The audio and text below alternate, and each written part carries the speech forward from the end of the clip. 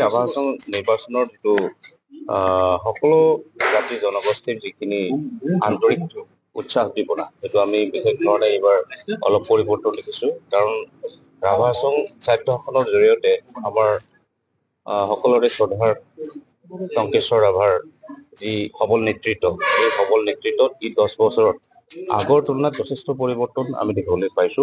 আৰু ঠিক তেনেধৰণে তেওঁৰ সবল নেতৃত্বৰ কাৰণতে মানে অসম চৰকাৰে আমাৰ ৰাভা হাছংটোৰ প্ৰতি, ৰাভা হাছং সাহিত্য পৰিষদখনৰ প্ৰতি যি গুৰুত্ব আৰোপ কৰা দেখা গৈছে, সকলো ফালৰ পৰাই সকলো ক্ষেত্ৰতে শিক্ষা, কৃষি, আমাৰ যি মানৱ সম্পদ আছে, সেই আটাইবোৰ ক্ষেত্ৰতে আমাক বিশেষকে ই 10 বছৰত এটা বিশেষ পৰিৱৰ্তনৰ টেঙনি দেখুৱাইছে।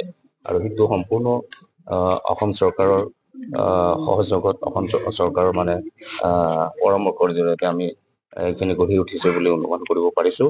আৰু মানুহে এতিয়া বাস্তৱ পৰিস্থিতিটো দেখি উপলব্ধি কৰিছে যে এটা বিকল্প শক্তি ই ৰাভা হাছং অটনমাছ কাউন্সিলত কেতিয়াও আহিব নোৱাৰে। কাৰণ বিগত দিনত দেখিছো যিবিলাক নিজকে মানে সবল প্ৰতিদ্বন্দ্বী হিচাপে আত্মপ্ৰকাশ কৰি আহিছিলে, তেওঁলোকে অতদিনেই গোটেই এই অঞ্চলত বসবাস কৰা প্ৰতিটো জাতি জনজাতি তথা জনগোষ্ঠীসমূহক প্ৰতাৰণাই কৰি আহিছে। ইয়াত বসবাস কৰা বিভিন্ন জাতি জনগোষ্ঠী আছে, আপোনালোকে জানে। ৰাভা, বড়ো, গাৰো, কোচ, হাজং বা কোচ ৰাজবংশী আদিকে ধৰি আমাৰ যি OBC জেনেৰেল কাষ্ট সকলোৰে প্ৰতি থকা তেওঁলোকৰ যি মিথ্যাচাৰণ, সেই মিথ্যাচাৰণে আজি সকলোৰে মন পৰিৱৰ্তন কৰিবলৈ সক্ষম হৈছে। কাৰণ সেই মিথ্যাচাৰে আমাক বাধ্য কৰাইছে পৰিৱৰ্তন কৰিবলৈ।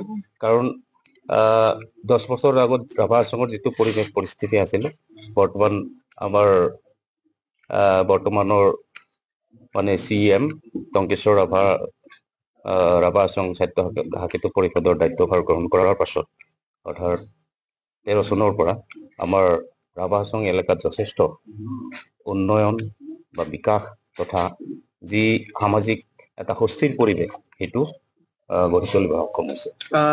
এইটো আচলতে প্ৰত্যেকজন মানুহে ৰাজনীতি অবিহনে জীয়াই থাকিব নোৱাৰে।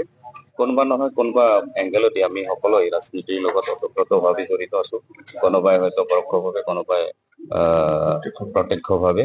গতিকে ৰাজনীতিটো হ'ল এজন মানুহে, এজন সুস্থ মানুহে নিজৰ যি